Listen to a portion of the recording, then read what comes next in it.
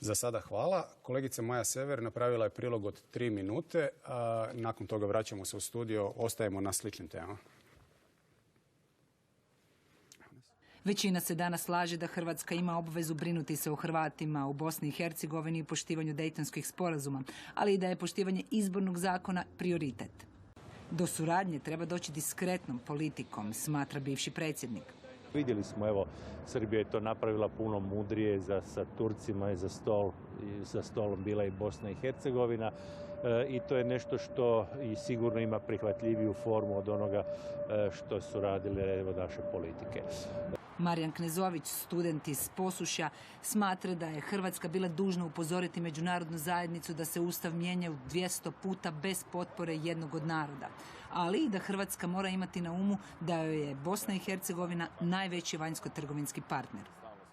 Iz te perspektive važno je da se krene kontinuirano ulagati ne samo materijalno u Hrvate u Bosni i Hercegovini, nego i diplomatski i lobistički, jer problemi s kojima se Hrvati suočavaju mogu se riješiti samo na način da se traži implementacija svih ljudskih prava koje garantiraju međunarodne konvencije, što trenutno i nažalost u Bosni i Hercegovini nije slučaj.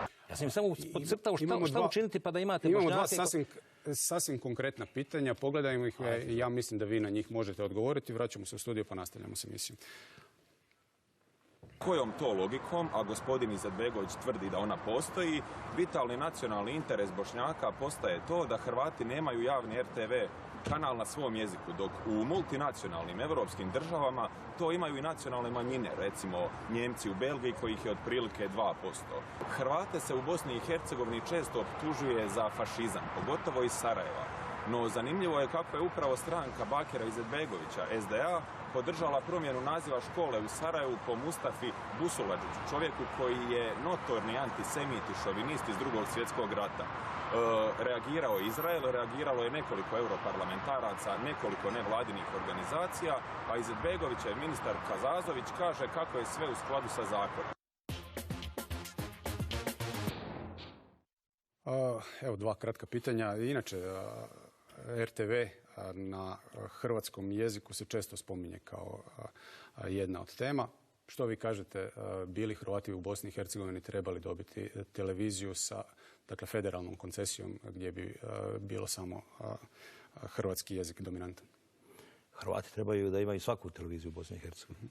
I na svakoj televiziji treba da bude prisutan hrvatski jezik i hrvatska politika i tumačenja. Dakle, mislite da ne treba posebno? Pa mislim da ne treba posebno. Imam pravo na svoje mišljenje. Ne trebamo dalje da se segregiramo ni teritorijalno, ni na bilo koji način. Tu a što bi se dogodilo recimo da postoji takva televizija? Bi li to ugrozilo Bošnjake? Pa mislim da ne bi. Mi imamo u ovome času 300 kanala.